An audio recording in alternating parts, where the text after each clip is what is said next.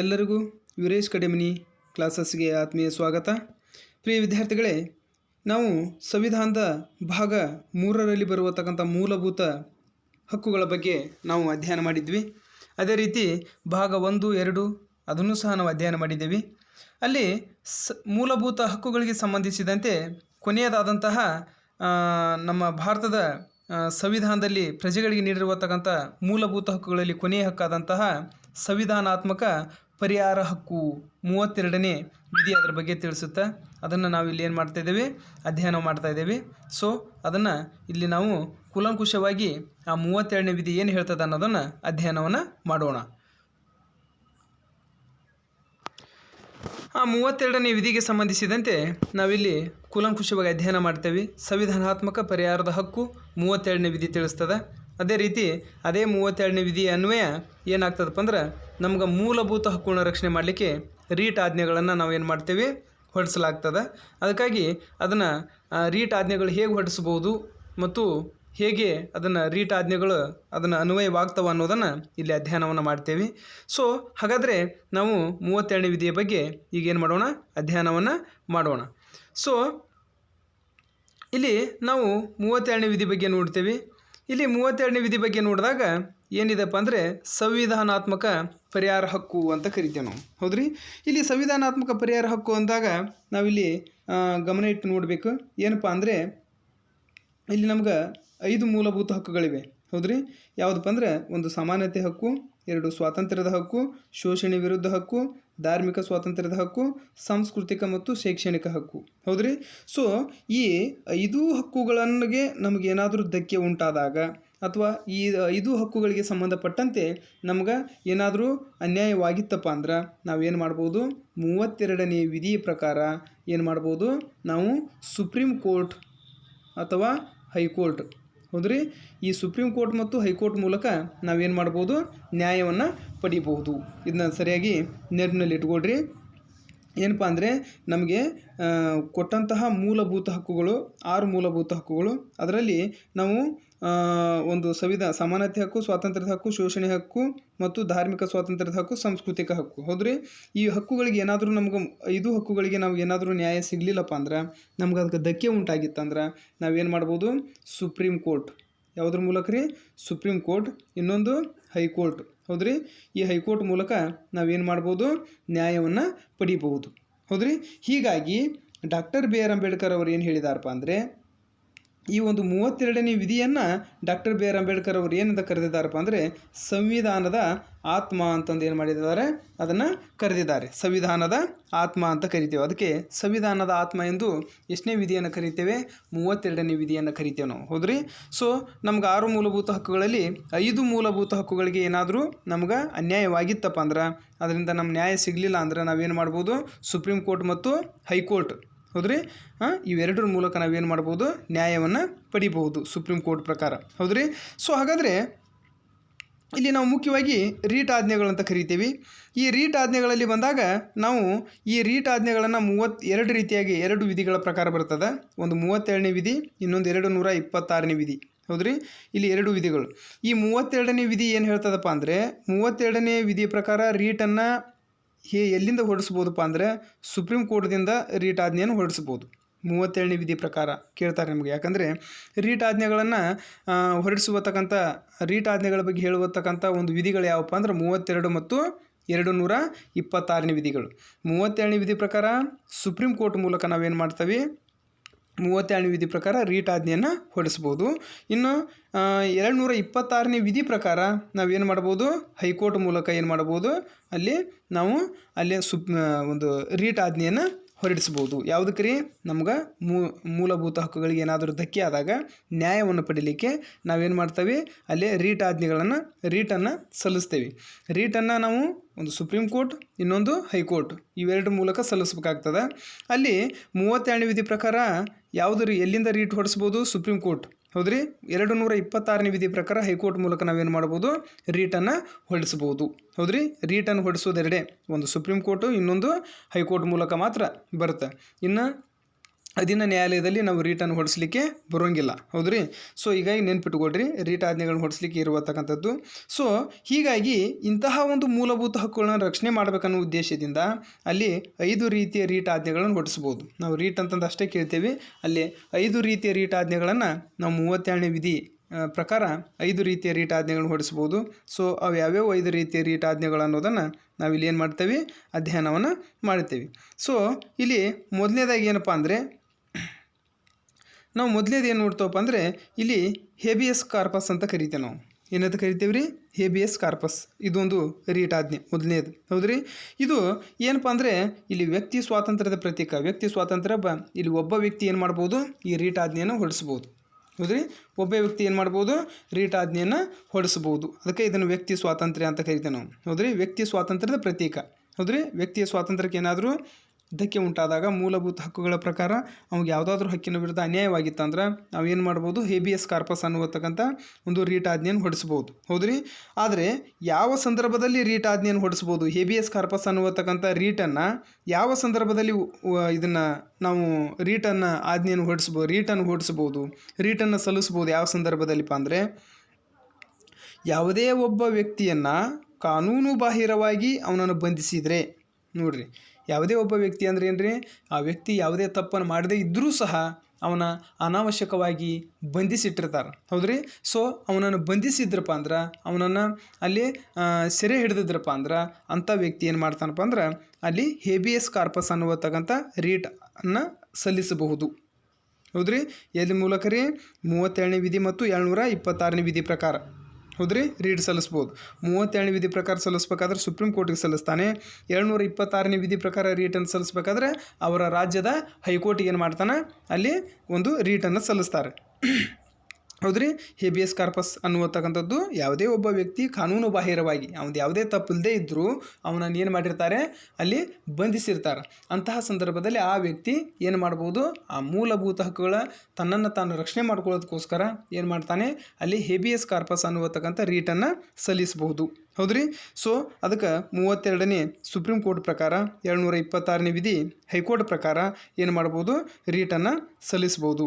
ಒಂದು ವೇಳೆ ಆ ವ್ಯಕ್ತಿ ರೀಟನ್ನು ಸಲ್ಲಿಸಿದ ನಂತರ ಅಲ್ಲಿ ಎಷ್ಟು ಗಂಟೆ ಒಳಗಾಗಿ ಅಂದರೆ 32ನೇ ವಿಧಿ ಸುಪ್ರೀಂ ಕೋರ್ಟ್ ಪ್ರಕಾರ, 726ನೇ ವಿಧಿ ಹೈಕೋರ್ಟ್ ಪ್ರಕಾರ ಅಲ್ಲಿ 24 ಗಂಟೆಯ ಒಳಗಾಗಿ ಹತ್ತಿರದ ನ್ಯಾಯಾಲಯಕ್ಕೆ ಅಥವಾ ನ್ಯಾಯಾಧೀಶರ ಮುಂದೆ ಏನು ಮಾಡಬೇಕು, ಅವನನ್ನು ಒಪ್ಪಿಸಬೇಕು.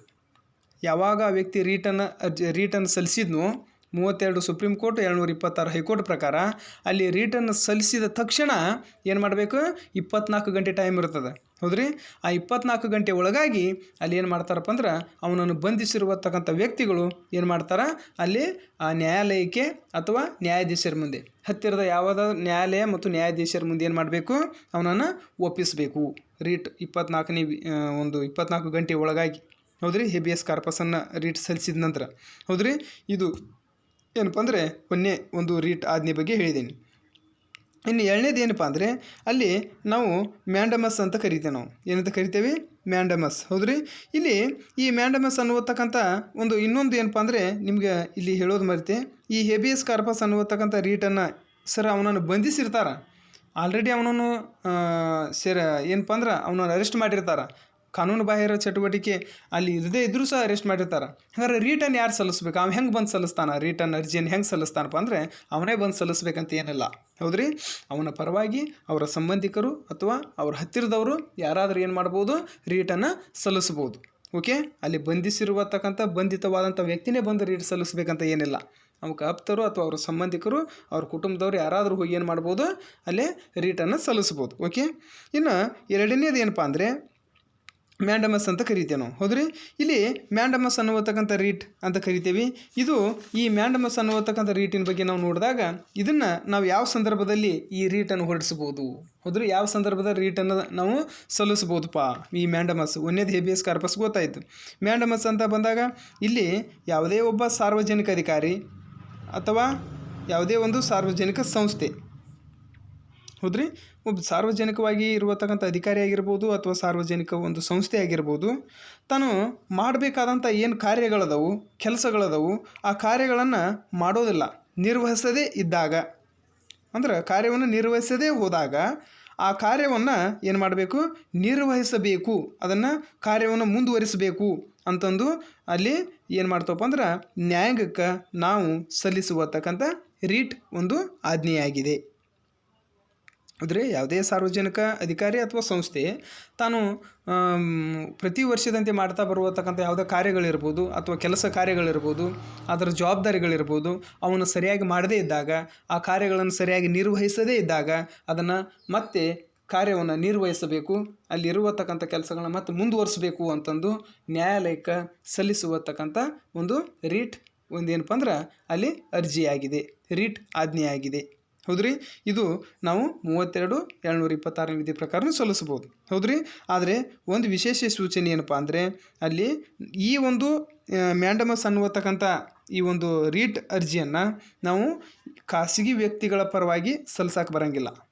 ಹೌದ್ರಿ, ಖಾಸಗಿ ವ್ಯಕ್ತಿ ಅಂದ್ರೆ ಖಾಸಗಿ ಸಂಸ್ಥೆಗಳ ಪರವಾಗಿ ಮತ್ತು ನಾವು ವೈಯಕ್ತಿಕವಾಗಿರುವತಕ್ಕಂಥ ಒಬ್ಬ ವ್ಯಕ್ತಿಯ ಪರವಾಗಿ, ಖಾಸಗಿ ವ್ಯಕ್ತಿಯ ಪರವಾಗಿ ಈ ಒಂದು ಮ್ಯಾಂಡಮಸ್ ಅನ್ನುವಂಥ ರೀಟ್ ಅರ್ಜಿಯನ್ನು ಸಲ್ಲಿಸಕ್ಕೆ ಬರೋಂಗಿಲ್ಲ. ನೆನ್ಪಿಟ್ಕೊಡ್ರಿ. ಹೌದ್ರಿ, ಸಾರ್ವಜನಿಕವಾಗಿರಬೇಕು, ಸಾರ್ವಜನಿಕ ಅಧಿಕಾರಿ ಇರಬೇಕು, ಸಾರ್ವಜನಿಕ ಸಂಸ್ಥೆ ಇರಬೇಕು.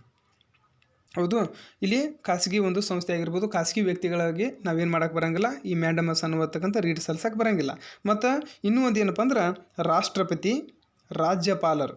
ಹೌದ್ರಿ, ರಾಷ್ಟ್ರಪತಿ ಮತ್ತು ರಾಜ್ಯಪಾಲರ ಅಧಿಕಾರದಲ್ಲಿ ಏನಾದರೂ ಕಾರ್ಯಗಳು ನಿರ್ವಹಿಸ್ತಾ ಇರುವತಕ್ಕಂಥ ಕಾರ್ಯಗಳು ನಿರ್ವಹಿಸದೇ ಇದ್ದರೂ ಸಹ ಅಲ್ಲಿ ಏನು ಮಾಡುವಂತಿಲ್ಲ, ನಾವು ರೀಟನ್ನು ಏನು ಮಾಡುವಂತಿಲ್ಲ, ಹೊರಡಿಸುವಂತಿಲ್ಲ. ಇದನ್ನು ನೆನ್ಪಿಟ್ಕೊಳ್ರಿ. ಓಕೆ, ರಾಷ್ಟ್ರಪತಿ ರಾಜ್ಯಪಾಲರ ಅಧಿಕಾರ ಮತ್ತು ಅವ್ರ ಕಾರ್ಯದ ಬಗ್ಗೆ ಏನಾದರೂ ಅಲ್ಲಿ ಗೊಂದಲಗಳಿದ್ದಾಗ ಅಥವಾ ಅವರು ಸರಿಯಾಗಿ ಒಂದು ಸ್ವಲ್ಪ ಕಾರ್ಯವನ್ನು ನಿರ್ವಹಿಸದೇ ಇದ್ದರೂ ಸಹ ನಾವೇನು ಮಾಡುವಂತಿಲ್ಲ, ಅಲ್ಲೇ ರೀಟ್ ಅರ್ಜಿಯನ್ನು ಸಲ್ಲಿಸುವಂತಿಲ್ಲ. ಹೌದು, ಸೊ ಖಾಸಗಿ ವ್ಯಕ್ತಿಗಳ ಪರವಾಗಿ ರಾಷ್ಟ್ರಪತಿ ರಾಜ್ಯಪಾಲರ ಅಧಿಕಾರ ಮತ್ತು ಅವ್ರ ಕಾರ್ಯಗಳ ಬಗ್ಗೆ ಈ ಮ್ಯಾಂಡಮಸ್ ಅನ್ನುವಂಥ ರೀಟ್ ಅರ್ಜಿಯನ್ನು ಸಲ್ಲಿಸಕ್ಕೆ ಬರೋಂಗಿಲ್ಲ. ಓಕೆ, ಇದನ್ನು ನಿಮ್ಗೆ ಹೇಳಿದ್ದೀನಿ. ಸೊ ಇನ್ನು ಅದೇ ರೀತಿ ನಾವು ಏನು ಮಾಡ್ತವಪ್ಪ ಅಂದರೆ ಮತ್ತೆ ನಾವು ಇಲ್ಲಿ ಏನು ಮಾಡ್ತೀವಿ, ಮೂರನೇ ರೀಟ್ ಒಂದು ಆಜ್ಞೆಯನ್ನು ಅರ್ಜಿಯನ್ನು ನೋಡ್ತೇವೆ. ಹೌದ್ರಿ, ಏನಪ್ಪ ಅಂದ್ರೆ ಇಲ್ಲಿ ಪ್ರೊಹಿಬಿಷನ್ ಅಂತ ಕರಿತೇವೆ ನಾವು. ಏನಂತ ಕರಿತೀವಿ, ಪ್ರೊಹಿಬಿಷನ್. ಪ್ರೊಹಿಬಿಷನ್ ಅಂದರೆ ನಿಮ್ಗೆ ಗೊತ್ತಿದೆ ಏನಪ್ಪ ಅಂದರೆ ಅಲ್ಲಿ ನಾವು ನಿಷೇಧಾಜ್ಞೆ ಅಂತಲೂ ಸಹ ನಾವೇನು ಮಾಡ್ತೀವಿ, ಕರಿತೇವೆ. ಈ ಪ್ರೊಹಿಬಿಷನ್ ಇದನ್ನು ಯಾವ ಸಂದರ್ಭದಲ್ಲಿ ಸಲ್ಲಿಸ್ತೀವಿ, ಮೂರನೇ ಒಂದು ರೀಟನ್ನು ಕೆಳ ನ್ಯಾಯಾಲಯಗಳು ಅಂದರೆ ಸುಪ್ರೀಂ ಕೋರ್ಟ್ ಮತ್ತು ಹೈಕೋರ್ಟ್ಗಳನ್ನು ಹೊರತುಪಡಿಸಿ ಇನ್ನು ಉಳಿದಂಥ ಕೆಳ ನ್ಯಾಯಾಲಯಗಳು ಏನದವು, ಅವು ತಮ್ಮ ಅಧಿಕಾರ ವ್ಯಾಪ್ತಿ ಮೀರಿ, ಹೌದ್ರಿ, ಅವು ತಮ್ಮ ಅಧಿಕಾರ ವ್ಯಾಪ್ತಿಯನ್ನು ಮೀರಿ ಯಾವುದಾದ್ರೂ ಒಂದು ಪ್ರಕರಣವನ್ನು ವಿಚಾರಣೆ ನಡೆಸ್ತಿದ್ರೆ, ವಿಚಾರಣೆ ಅಂದರೆ ಅಲ್ಲಿ ಯಾವುದೇ ತಪ್ಪು ಇರದೇ ಇದ್ದರೂ ಸಹ ಅಥವಾ ಅಲ್ಲಿ ಕೆಲಸ ಕಾರ್ಯದಲ್ಲಿ ಕಾನೂನು ಬಾಹಿರವಾದಂತಹ ಏನಪ್ಪ ಅಂದ್ರೆ ವಿಚಾರಣೆಯನ್ನು ಮಾಡ್ತಾ ಇತ್ತಪ್ಪ ಕೆಳ ನ್ಯಾಯಾಲಯಗಳು ಅಂದ್ರೆ, ಅಥವಾ ಏನಾದರೂ ಲಂಚ ಆಮಿಷಕ್ಕೆ ಒಳಪಟ್ಟು ಒಂದು ತನಿಖೆಯನ್ನು ಮುಂದುವರಿಸ್ತಾ ಇತ್ತಪ್ಪ ಅಂದ್ರೆ ಅಂಥ ಸಂದರ್ಭದಲ್ಲಿ ಅದಕ್ಕೆ ಹೇಳ್ತಾರೆ, ಕೆಳ ನ್ಯಾಯಾಲಯಗಳು ತಮ್ಮ ಅಧಿಕಾರ ವ್ಯಾಪ್ತಿ ಮೀರಿ ತಮ್ಮ ಏನು ಕರ್ತವ್ಯಗಳದವು ಅದನ್ನು ಮೀರಿ ಯಾವುದಾದ್ರೂ ಒಂದು ಪ್ರಕರಣವನ್ನು ವಿಚಾರಣೆಯನ್ನು ನಡೆಸ್ತಾ ಇದ್ರಪ್ಪ ಅಂದ್ರೆ ಅದನ್ನು ಅಲ್ಲಿಗೆ ಏನು ಮಾಡಬೇಕು, ನಿಲ್ಲಿಸಬೇಕೆಂದು ಹೊರಡಿಸುವತಕ್ಕಂಥ ಒಂದು ರೀಟ್ ಆಜ್ಞೆಯಾಗಿದೆ. ಹೌದ್ರಿ, ಇದನ್ನು ಸಹ ನಾವು ಹೈಕೋರ್ಟ್ ಮೂಲಕ, ಸುಪ್ರೀಂ ಕೋರ್ಟ್ ಮೂಲಕ ಏನು ಮಾಡ್ಬೋದು, ಈ ಒಂದು ರೀಟ್ ಪ್ರೊಹಿಬಿಷನ್ ಅನ್ನುವಂಥ ರೀಟ್ ಆಜ್ಞೆಯನ್ನು ಹೊರಡಿಸ್ಬೋದು. ಹೌದ್ರಿ, ಇದು ಗೊತ್ತಾಯ್ತಲ್ಲ, ಇದು ಏನಪ್ಪ ಅಂದ್ರೆ ಪ್ರೊಹಿಬಿಷನ್. ಇನ್ನು ಅದೇ ರೀತಿ ನಮ್ಗೆ ಇಲ್ಲಿ 4ನೇದು ನೋಡ್ತೇವೆ ನಾವು. ಹೌದ್ರಿ, 4ನೇದು ಏನಿದೆ ನೋಡಿ, ಇಲ್ಲಿ 4ನೇದು ಬಂದಾಗ ನಾವು ಏನಪ್ಪ ಅಂದ್ರೆ ಸರ್ಸಿಯೋರರಿ ಅಂತ ಕರಿತೇವೆ ನಾವು. ಏನಂತವ್ರಿ, ಸರ್ಸಿಯೋರರಿ. ಹೌದ್ರಿ, ಈ ಒಂದು ಸರ್ಸಿಯೋರರಿ ಅನ್ನುವತಕ್ಕಂಥ ರೀಟ್, ಹೌದ್ರಿ, ಇದನ್ನು ಸಹ ಏನು ಮಾಡ್ತವಪ್ಪ ಅಂದ್ರೆ ಅಲ್ಲಿ ಕೆಳ ನ್ಯಾಯಾಲಯದ ಪ್ರಕರಣಗಳನ್ನು ಏನಪ್ಪ ಕಾನೂನು ಬಾಹಿರವಾಗಿ ತನ್ನ ವ್ಯಾಪ್ತಿಯನ್ನು ಮೀರಿ ಏನು ಮಾಡ್ತವೆ, ಅಲ್ಲಿ ಏನಾದರೂ ನ್ಯಾಯಾಲಯ ತನ್ನ ಒಂದು ತನಿಖೆಯನ್ನು ನಡೆಸ್ತಾ ಇತ್ತಂದ್ರೆ ಅದನ್ನು ಏನು ಮಾಡ್ಬೋದು, ಅಲ್ಲಿಗೆ ನಿಲ್ಲಿಸಬೇಕು. ಹೌದ್ರಿ, ಅದನ್ನು ನಿಲ್ಲಿಸೋದ್ರ ಜೊತೆಗೆ ಅದನ್ನು ಏನು ಮಾಡಬೇಕು, ತನಗೆ ವರ್ಗಾಯಿಸಬೇಕೆಂದು ಕೇಳ್ಕೊಳ್ತೈತಿ. ಯಾವುದಪ್ಪ ಅಂದ್ರೆ ಸುಪ್ರೀಂ ಕೋರ್ಟ್ ಅಥವಾ ಹೈಕೋರ್ಟ್. ಹೌದ್ರಿ, ಅಲ್ಲಿ ಹೈಕೋರ್ಟು ಕೆಳ ನ್ಯಾಯಾಲಯಗಳಿಗೆ ಸೂಚನೆ ಕಳಿಸ್ತದೆ, ಏನು ಇದನ್ನು ಈ ನಡೆಸುವತಕ್ಕಂಥ ತನಿಖೆಯನ್ನು ಅಲ್ಲಿಗೆ ನೀವು ನಿಲ್ಲಿಸ್ಬೇಕು, ನಿಲ್ಲಿಸಿ ಏನು ಮಾಡಬೇಕು, ಆ ತನಿಖೆಯನ್ನು ನಮಗೆ ಒಪ್ಪಿಸ್ಬೇಕು. ನಮಗಂದ್ರೆ ಹೈಕೋರ್ಟ್ ನಮಗೆ ಕಳಿಸ್ಕೊಡ್ಬೇಕು, ಆ ತನಿಖೆಯನ್ನು ಹೈಕೋರ್ಟ್ ಮುಂದುವರಿಸ್ತದೆ ಅಂತಂದು ಕೇಳ್ಕೊಳ್ತದೆ ಹೈಕೋರ್ಟ್. ಯಾರಿಗೆ, ಕೆಳ ನ್ಯಾಯಾಲಯಗಳಿಗೆ. ಹೌದ್ರಿ, ಅದು ಒಂದು ರೀಟ್ ಆಜ್ಞೆ. ಆದರೆ ಒಂದೊಂದು ಸಮಯದಲ್ಲಿ ಏನಾಗ್ತಪ್ಪ ಅಂದ್ರೆ ಎರಡೂ ಏಕಕಾಲಕ್ಕೆ ಏನಾಗ್ತವಪ್ಪ ಅಂದ್ರೆ ಆಜ್ಞೆಗಳು ಹೊರಡ್ತಾವೆ. ಯಾವ್ಯಾವ ಹೇಳ್ರಿ, ಪ್ರೊಹಿಬಿಷನ್ ಒಂದು, ಹೌದ್ರಿ. ಇನ್ನೊಂದು ಏನಪ್ಪ ಅಂದ್ರೆ ಈ ಒಂದು ಸರ್ಸಿಯೋರಿ ಒಂದು ಹೌದ್ರಿ. ಇವೆರಡೂ ಏಕಕಾಲಕ್ಕೆ ಒಮ್ಮೆ ಹೊಡಿಸ್ಬೋದು. ಯಾಕೆ ಹೇಳ್ರಿ, ಈ ಪ್ರೊಹಿಬಿಷನ್ ಏನು ಹೇಳ್ತದೆ, ಅಲ್ಲಿ ಕಾನೂನು ಅಲ್ಲಿ ಕೆಳ ನ್ಯಾಯಾಲಯದ ಅಧಿಕಾರ ವ್ಯಾಪ್ತಿ ಮೀರಿ ಯಾವುದಾದ್ರೂ ಪ್ರಕರಣ ವಿಚಾರಣೆ ನಡೆಸಿದ್ರೆ ಅದನ್ನ ಅಲ್ಲಿಗೆ ನಿಲ್ಲಿಸ್ಬೇಕಂತಂದು, ಅದು ನಿಲ್ಲಿಸೋದ್ರ ಜೊತೆಗೆ ಏನು ಮಾಡಬೇಕು, ಅಲ್ಲಿ ಕೆಳ ನ್ಯಾಯಾಲಯದ ಆ ಪ್ರಕರಣವನ್ನು ನಮ್ಗೆ ಹೈಕೋರ್ಟಿಗೆ ಸುಪ್ರೀಂ ಕೋರ್ಟಿಗೆ ನಮಗೆ ಒಪ್ಪಿಸ್ಬೇಕಂತಂದು ಅವು ಏನು ಮಾಡ್ತಾವೆ, ಕೆಳ ನ್ಯಾಯಾಲಯಗಳಿಗೆ ಸಲ್ಲಿಸ್ತಾವೆ ಆಜ್ಞೆಯನ್ನು. ಹೌದ್ರಿ. ಸೊ ಹೀಗಾಗಿ ಇವೆರಡೂ ಏಕಕಾಲಕ್ಕೆ ಒಮ್ಮೆ ಏನಾಗ್ತವಪ್ಪ ಅಂದ್ರೆ ಅಲ್ಲಿ ಈ ರೀಟ್ ಅರ್ಜಿಗಳನ್ನು ಸಲ್ಲಿಸ್ಬೋದು. ಹೌದ್ರಿ, ಹೊರಡಿಸ್ಬೋದು ಎರಡು. ಅದಕ್ಕೆ ನೆನ್ಪಿಟ್ಕೊಳ್ರಿ, ಮೂಲಭೂತ ಹಕ್ಕುಗಳ ರಕ್ಷಣೆಗೆ ಎಷ್ಟು ರೀಟ್ ಒಂದು ಆಜ್ಞೆಗಳದವಪ್ಪ ಅಂದ್ರೆ 5, 32, 726 ವಿಧಿ ಪ್ರಕಾರ ಏಕಕಾಲಕ್ಕೆ ಎರಡೂ ರೀಟ್ಗಳನ್ನು ಒಮ್ಮೆ ಹೊರಡಿಸ್ಬೋದು. ಯಾವ್ಯಾವಪ್ಪ ಅಂದ್ರೆ ಒಂದು ಪ್ರೊಹಿಬಿಷನ್, ಇನ್ನೊಂದು ಸರ್ಸಿಯೋರರಿ ಅನ್ನುವತಕ್ಕಂಥ ಎರಡೂ ರೀಟನ್ನು ಏಕಕಾಲಕ್ಕೆ ಏನು ಮಾಡ್ಬೋದು, ಒಮ್ಮೆ ಹೊರಡಿಸ್ಬೋದು. ಇನ್ನು 5ನೇದು ಏನಪ್ಪ ಅಂದ್ರೆ ಇಲ್ಲಿ ಕೋ ವಾರೆಂಟ್ ಅಂತ ಕರಿತೇವೆ ನಾವು. ಯಾವುದ್ರಿ, ಈ ಕೋ ವಾರೆಂಟ್ ಅಂತ ಕರಿತೀವಿ. ಈ ಕೋ ವಾರೆಂಟ್ ಅನ್ನುವತಕ್ಕಂಥ ರೀಟ್ ಆಜ್ಞೆಯನ್ನು ಏನು ಮಾಡ್ಬೋದಪ್ಪ ಅಂದ್ರೆ ಯಾವುದೇ ಒಬ್ಬ ಅಗತ್ಯ ಅರ್ಹತೆ ಇಲ್ಲದೇ ವ್ಯಕ್ತಿ ಸಾರ್ವಜನಿಕ ಹುದ್ದೆಯನ್ನು ಅಲಂಕರಿಸಿದರೆ ಅಂಥ ಸಂದರ್ಭದಲ್ಲಿ ಆ ರೀಟ್ ಆಜ್ಞೆಯನ್ನು ಏನು ಮಾಡ್ಬೋದು, ಹೊರಡಿಸ್ಬೋದು. ಹೌದ್ರಿ. ಯಾವುದೇ ವ್ಯಕ್ತಿ ಅರ್ಹತೆ ಇಲ್ಲದೆ ಇದ್ದರೂ ಸಹ ಇಲ್ಲದೇ ಇದ್ದರೂ ಏನಪ್ಪ ಅಂದ್ರೆ ಅಲ್ಲಿ ಸಾರ್ವಜನಿಕ ಹುದ್ದೆಯನ್ನು ಅಲಂಕರಿಸಿದ್ರೆ ಅಥವಾ ಕಾನೂನು ಬಾಹಿರವಾಗಿ ಜಾತಿ ಆಧಾರದ ಮೇಲೆ ಸುಳ್ಳನ್ನು ದಾಖಲಿಸಿ ಅದರಲ್ಲಿ ಸರ್ಕಾರಿ ಹುದ್ದೆಯನ್ನು ಹೊಂದಿದ್ರೆ ಅಥವಾ ಅಂಕಗಳನ್ನು ಪಡಿಲಾರದೆ ಮೋಸದಿಂದ ಏನಾದರೂ ಹುದ್ದೆಗಳನ್ನು ಅಲಂಕರಿಸಿದ್ರೆ, ಸುಳ್ಳು ಮಾಹಿತಿಯನ್ನು ನೀಡಿ ಒಂದು ಏನಪ್ಪ ಅಂದ್ರೆ ಸಾರ್ವಜನಿಕ ಹುದ್ದೆಯನ್ನು ಅಲಂಕರಿಸಿದ್ರೆ ಅಂಥ ಸಂದರ್ಭದಲ್ಲಿ ಏನು ಮಾಡ್ತಾರಪ್ಪ ಅಂದ್ರೆ ಈ ಕೋ ವಾರೆಂಟ್ ಅನ್ನುವತಕ್ಕಂಥ ಈ ಒಂದು ರೀಟನ್ನು ಹೊರಡಿಸ್ಬೋದು. ಹೌದ್ರಿ. ಸೊ ಇಷ್ಟು ನಿಮ್ಗೆ ಇದ್ರ ಬಗ್ಗೆ ಮಾಹಿತಿ ನೀಡಿದ್ದೀನಿ. ಇನ್ನೂ ನಮ್ಮ ಚಾನಲ್ ಯಾರು ಸಬ್ಸ್ಕ್ರೈಬ್ ಮಾಡಿಲ್ಲ, ಸಬ್ಸ್ಕ್ರೈಬ್ ಮಾಡಿ, ಲೈಕ್ ಮಾಡಿ, ಶೇರ್ ಮಾಡಿ ಮತ್ತು ಈ ವಿಡಿಯೋನ ಪೂರ್ತಿಯಾಗಿ ನೋಡಿ ಅಂತಂದು ಹೇಳಿಕ್ಕೆ ಇಷ್ಟಪಡ್ತೀನಿ.